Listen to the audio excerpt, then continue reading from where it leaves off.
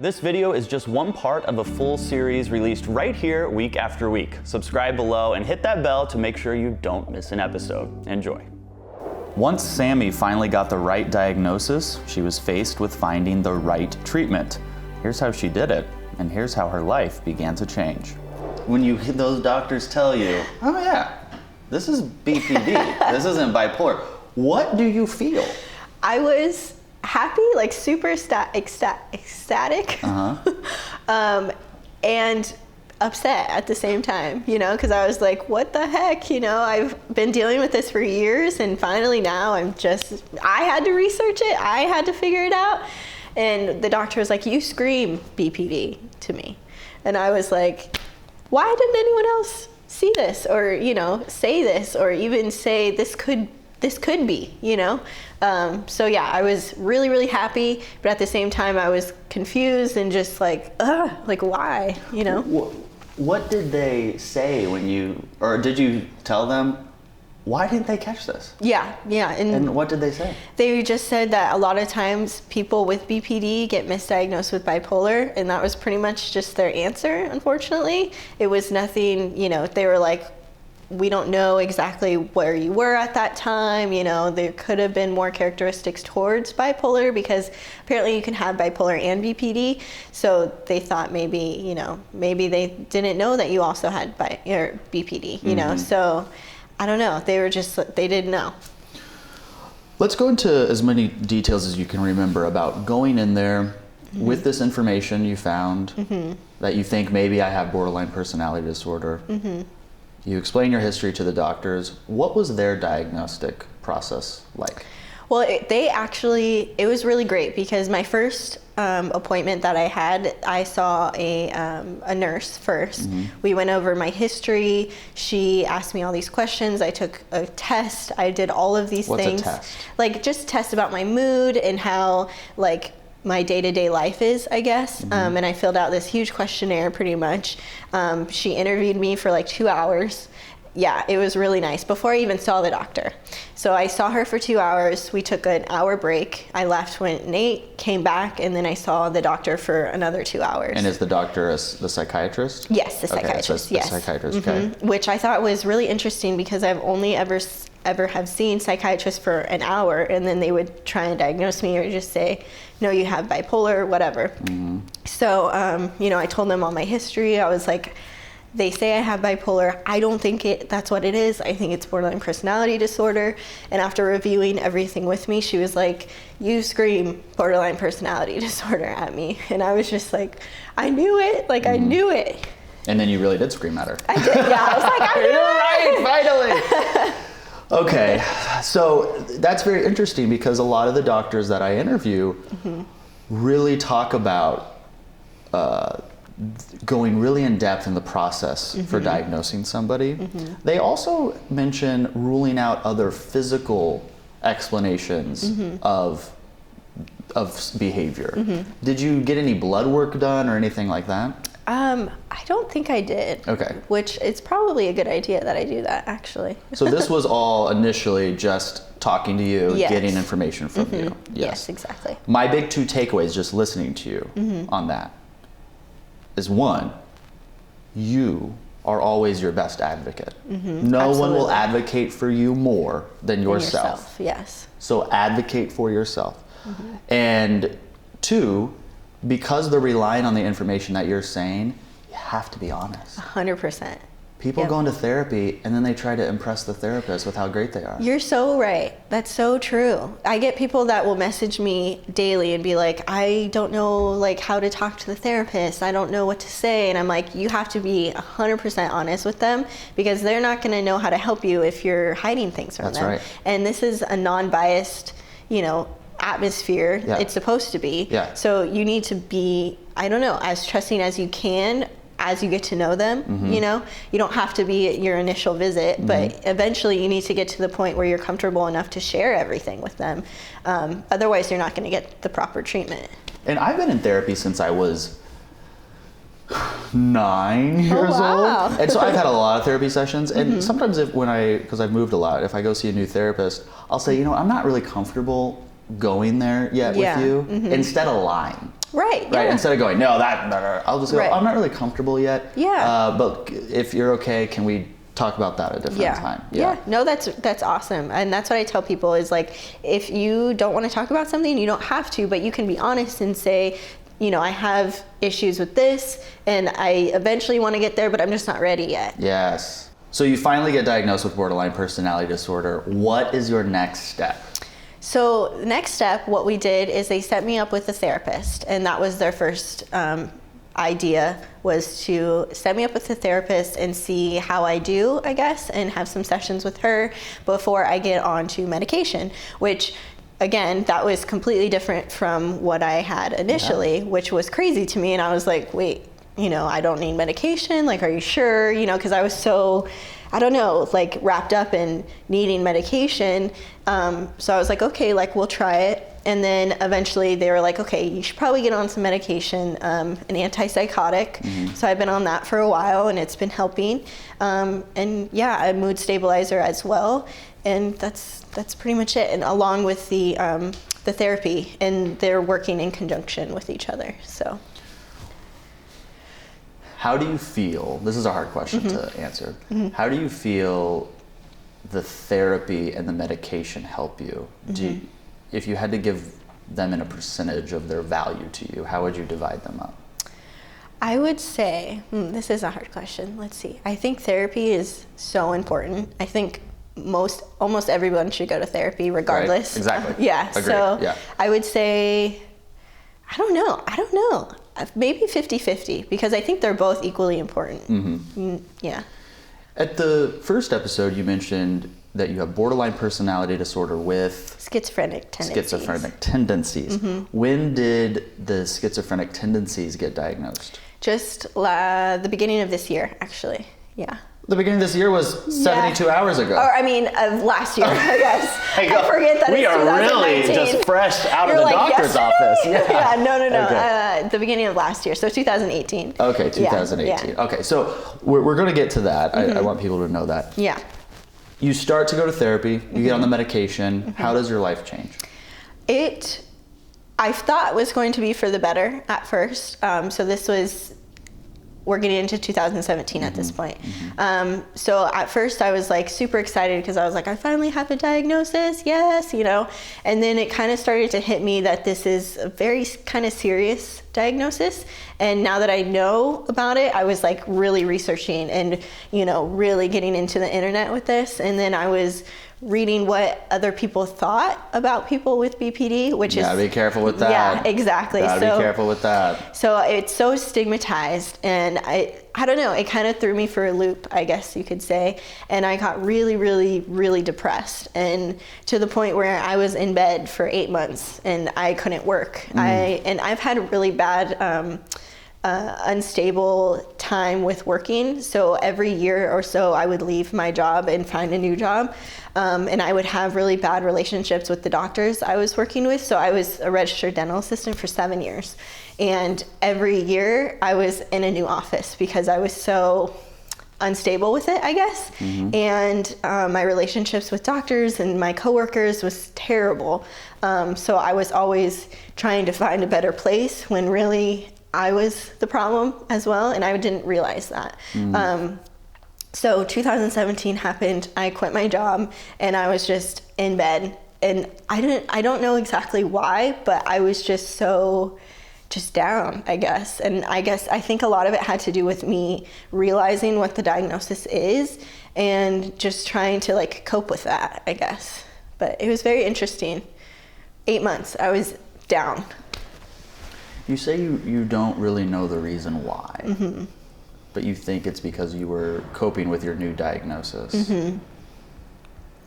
Can't that just be the reason why? Yeah, I guess that's true. Yeah. I mean, I'm not a therapist. Yeah.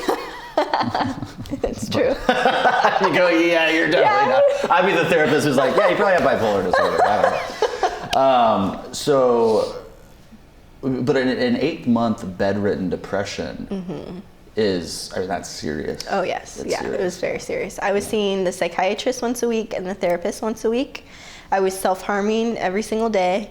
And I would go from like binge eating to starving myself to binge eating to starving myself, and I gained a bunch of weight. It was just this roller coaster of just a hot mess. It was just insane. Yeah. Like I told you before we started filming, you don't have to talk about anything you don't want to talk about. You can stop at any time. So that obviously still stands. Yeah.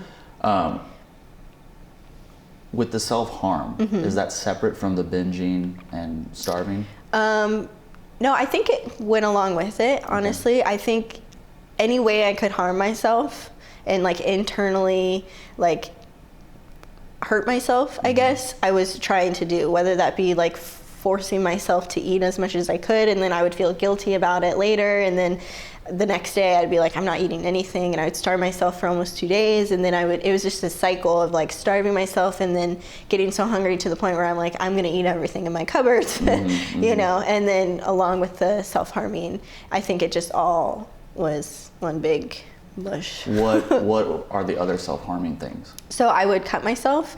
I had a really hard time with that. Growing up as well, I did that like since I was like 12 off and on. And that was a huge thing with BPD is harming yourself and suicidal like tendencies. I've never been suicidal to the point where like I'm going to hurt, like commit, you know, and really go through with it. But it's just been self-harming to the point where it's just like, try not to feel numb, I guess it is. So yeah, that's. Who was there for you during this? My boyfriend, yeah. So I don't really have much family, you know, as we talked about earlier. My sisters live in Florida, so I don't really have anyone here. But my boyfriend was there for me through it all. He took care of me pretty much. He would make sure I got up in the morning. We would go on walks together. He would like make sure I went outside. He would cook me food, make me drink water, which is like so important, you know, gotta eat. So he like really was like my rock during that time and really like forced me to get outside and really try. Like we would go to the park and like I'm a writer, so I would just write, and I'm in the middle of publishing my poetry book, so he would like make sure I was, you know, working on that and trying to like, even though I was in such a dark place, he was trying to make me productive, you know, without pushing too much on me, I guess. So is there a poem that you wrote during this time about this time? Yeah, I have quite a few. Yeah. If we find it, would you read it? Yeah, I mean, no, actually. No, that's okay. Yeah. Eventually, though, I'm going to publish it, so it will be out there. Everyone else can read yes, it. exactly. I think that's really powerful for people to see how that manifests in a poem. Yeah. I think a lot of people watching this think, well, this is not how the story is supposed to turn out. She gets the right diagnosis, and then she goes into the worst mental health period of her life. And the conclusion is because you're coming to terms with the BP. This is actually what it is. With the bipolar disorder, you go, that's not me. I knew, deep down, I knew it wasn't me. Exactly. You're like, oh my God, this is what it is. And then you go on the internet and you see people go, well, I can't date anybody like that. They're untreatable, all this nonsense that we see on the internet. Right, exactly. And then you feel that's me now. Exactly. And so really, it was the depression that gave you the worst mental health year of your life. Yep. Not the BPD that had given you plenty of bad years previously. Yep. Did you treat the depression? Yeah, so I was going to therapy every week and really working on, you know, finding my triggers and what was triggering me to feel like this. I got into DBT therapy. Dialectical behavioral therapy. Exactly. It's really good. Love her. Yes. So got into that, and I like I'm still that in there. DBT is a girl. Yeah, you like that? Love her. Love her. Love her. Great. So I started doing that, and that really has helped me so much. Just learning how to communicate with people, learning how to react to certain things.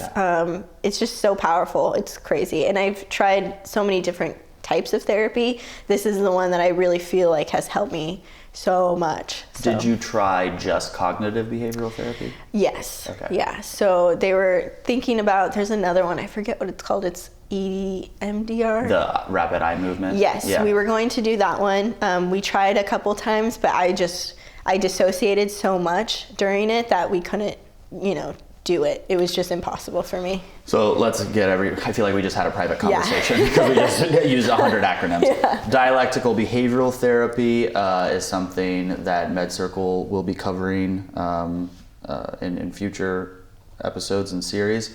Cognitive behavioral therapy and cognitive distortions is covered in Dr. Sue Varma's series, so make sure you check that out. And the eye rapid movement type therapy, I'm totally botching the actual name of it, but that is covered with Dr. Arrett in our series of PTSD. These are all methods used to cope with past traumas, or at least the eye rapid movement one is. Did you find that during this therapy you were having to really go back to your childhood and deal with all of that? And I think, yes, that's a great point. I was trying to come to terms with a lot of stuff that happened. And there's a lot of stuff that I didn't even remember happened, and it was getting brought up in therapy. So it was like very traumatic all over again, I guess.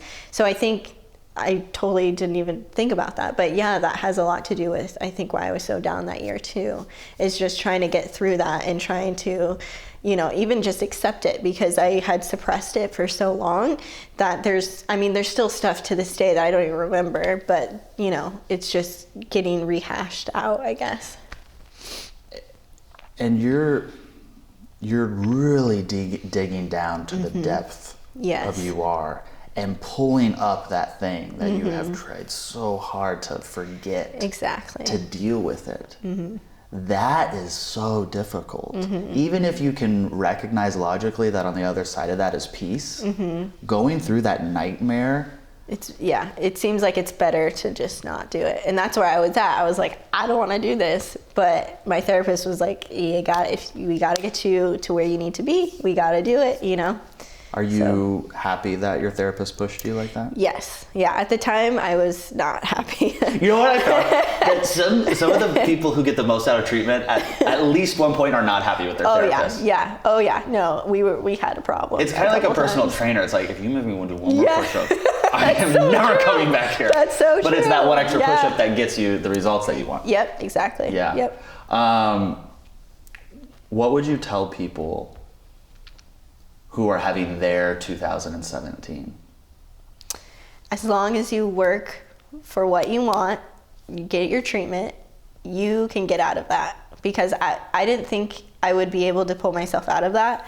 But after going and accepting the treatment that I was getting offered and using the resources around me, I realized that it is possible to get out of that, And I tell people all the time, like, they don't know where to start and they have no idea like how to get there. And I'm like, you have to take the first step and go to see a doctor and really do your research about how you're feeling. And you need to be 100% committed, because I have people that don't want to accept what the doctors are telling them or, how they're feeling. And you have to accept that, I think, first before, you get your treatment. Yeah. Because if you don't know, I don't know, if you're not realizing like what you're dealing with and not acknowledging that, then there's no way you're going to be able to get past that point, I guess. I think there's an element of really just surrendering to the process. Yeah. And most people don't know what the process is, and that's why we have MedCircle, right? We help people through that process and navigate to make better choices, to make good choices. But once you know that you're going to start this journey, it's kind of, I'm going to go in and I'm going to surrender to that. Yes. And I might not even like what I hear, but I'm just going to hear it anyway. Exactly. And then I'm going to move forward and try to be better. Yeah. Really, really wonderful. We're going to continue this conversation. Okay. We're going to talk about, in our next episode, your life as it is today. Yay. Your wellness tips for people, and what your future holds. Yay. So I'm excited. Thanks for being so brave. Yeah, thank You're really you. wonderful. Make sure you stay with us. We'll be back with our next episode. Thanks for watching. If you liked what you just saw, then why not subscribe? Click right here for new episodes and new series every week. And to access exclusive mental health videos that we only release at medcircle.com, check out the links below.